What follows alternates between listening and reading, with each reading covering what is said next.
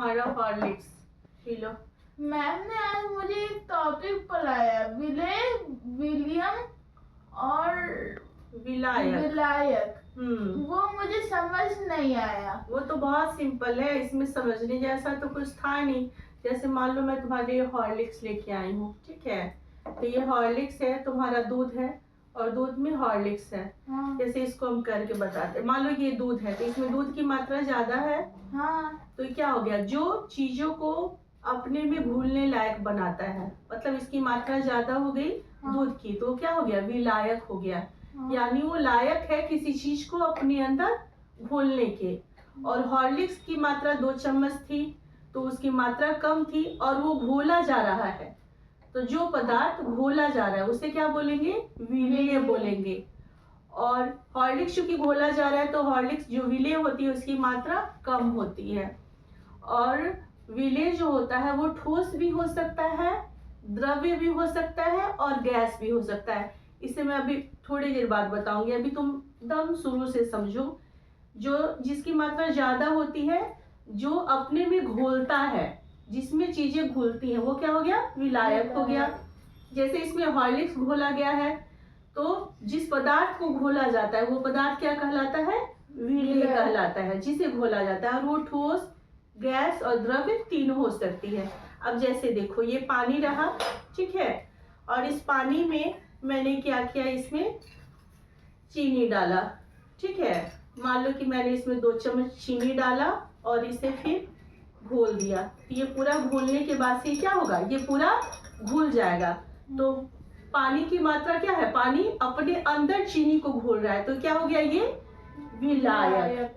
और चीनी क्या हो गया, विलय हो गया, क्योंकि ये इसके अंदर विलीन हो जा रहा है, यानी घोलने पर ये घुल जा रहा है। और विलेय और विलायक दोनों से क्या तैयार हो गया, घुल के विलियन।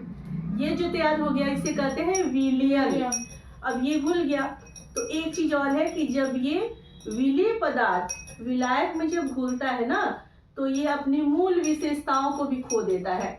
जैसे ये तो था, ये ठोस में था, चीनी ठोस में था। हाँ। जब ये जल में घुला तो क्या हो गया, ये शरबत बन गया, अपनी विशेषताओं को खो दिया। अब मान लो कि चीनी के घोल में थोड़ा सा मैं 1 चुटकी इसमें नमक डालती हूँ, नमक डाल के इसको घोल दी, तो क्या हो गया, ये ORS बन गया ना। हाँ। 2 चम्मच चीनी और छोटा सा 1 चुटकी नमक, ये तो फिर क्या हुआ, ये क्या तैयार हो गया, विलियन तैयार हो गया।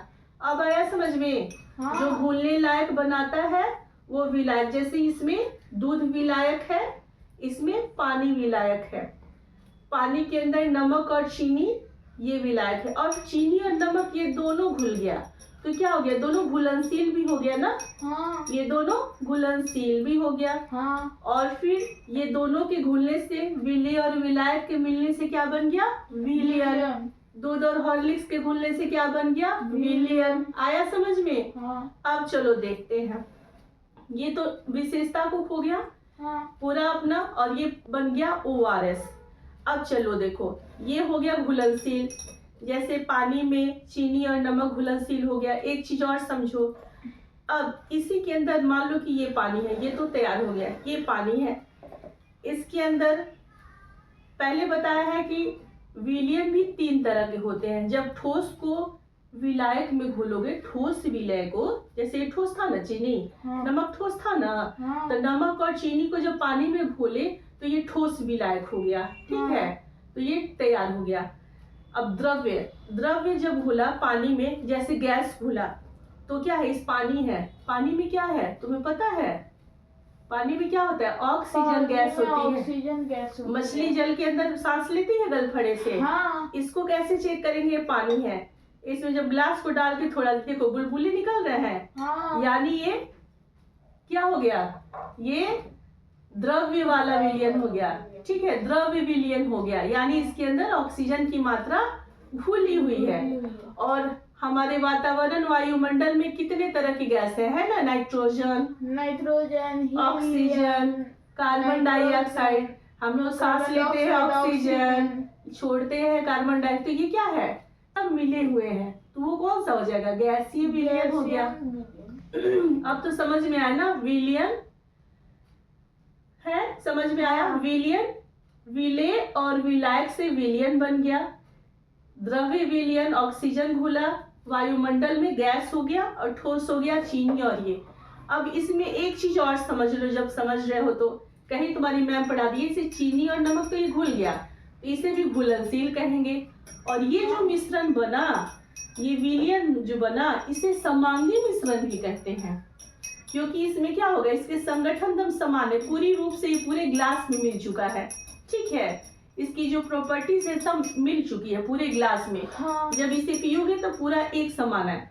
वही ये जल है। ठीक है, इसमें मैंने कॉटन डाला, कॉटन क्या हुआ, इसमें घुला नहीं घुला, नहीं घुला। तो क्या हो गया, अघुलनशील हो गया। अघुलनशील। फिर इसमें मैंने स्पंज डाला, वो भी क्या हुआ, तैर रहा है, हाँ। लेकिन क्या हुआ, घुला लेकिन नहीं। घुला नहीं है। इसमें मैंने ये रॉड भी डाला, हाँ। वो भी नहीं घुला। कागज डाला, ये तो ये सब क्या हो गया, अघुलनशील हो गया। हाँ। तो ये घुलनशील हो गया, ये अघुलनशील हो गया। विलयन में एक और चीज मजेदार समझो, धातुओं का भी विलयन होता है। जैसे ये रहा पीतल, ठीक है, पीतल में क्या हो गया, तांबा और जस्ता, ये दोनों से मिलके बना, तो ये भी विलयन है। धातुओं का भी विलय होता है। हाँ। तो ये पीतल बना तुम्हारा, जस्ता और तांबा ये दोनों से बना, तो ये हो गया मिश्र धातु। इसे मिश्र धातु भी कहेंगे कि मिल गया, और ये भी विलयन है। जैसे ये है कांसा, तो ये किसका बना, तांबा और टीना का बना, तो ये भी क्या है, विलयन ही है। ये धातु का धातु से विलय। हाँ। आया समझ में?